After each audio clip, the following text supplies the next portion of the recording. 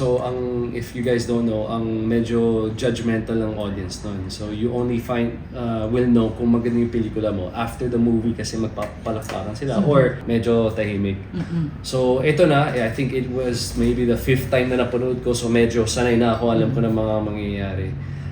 Last 5 minutes, last 3 minutes of the film, kinakabahan na kami ni Raver. As in, hindi kami mapakali. Kasi syempre parang nagustuhan kaya nila. Or magka-clap ba sila. Ito na, closing credits na, house lights come on. Palakpakan lahat ng tao. Yung nasa harap ko tumingin sa akin, umiiyak. So parang kami ni Rapiolo, medyo naiyak na kami kasi hindi kami makapaniwala. And that was my experience working with them. Diba?